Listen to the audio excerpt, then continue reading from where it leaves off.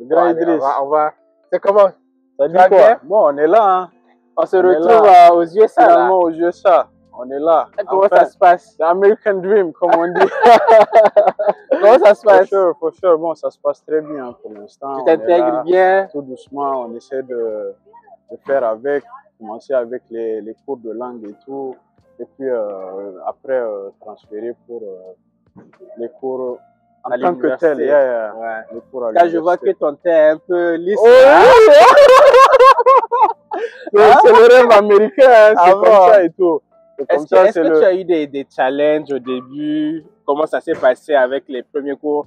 C'était ta première fois de parler anglais, j'imagine? Je pense, tu connais, au début, c'est un peu stressant et aussi tu es un peu, je dirais, complexé par faire des erreurs et tout. Mais la différence est que ici, je dirais que les gens te mettent à l'aise. Genre, les gens ne prennent pas compte de tes erreurs et tout.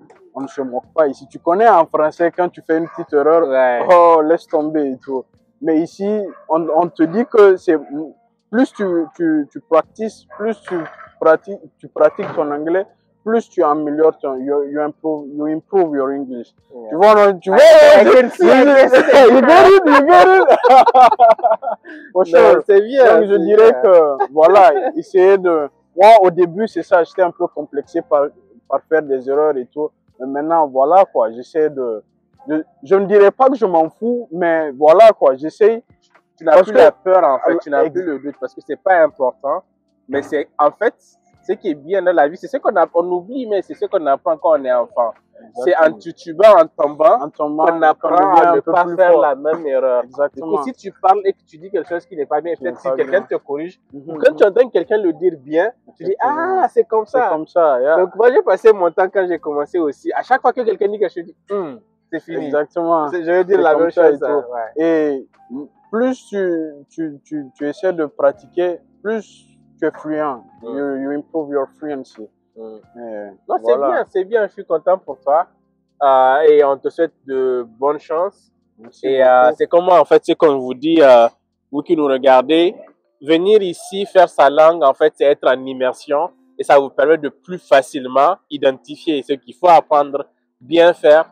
Et voilà. Donc, un exemple concret. Et je souhaite ajouter quelque chose. Ça m'a choqué de prendre des cours d'anglais avec des gens, des natifs du Nigeria, du Ghana. Je me dis, mais comment se fait-il que des gens qui, comment on appelle, leur first language, c'est, comment on appelle, l'anglais, on prend des cours d'anglais ensemble.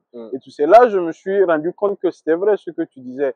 Je ne dirais pas que c'est pas important, mais tu seras obligé, même si tu prends des cours, comme on appelle à Accra ou au Nigeria, de reprendre des cours ici. C'est ça. Parce que si des natifs même viennent ici et prennent des cours d'anglais, alors toi qui genre, as appris l'anglais comme seconde langue, c'est que tu es obligé de faire la même chose. Donc je me dis, il vaut mieux ne pas dépenser de l'argent et puis aller dans ces pays-là. Si tu as pour ambition de venir ici, continue. C'est ça.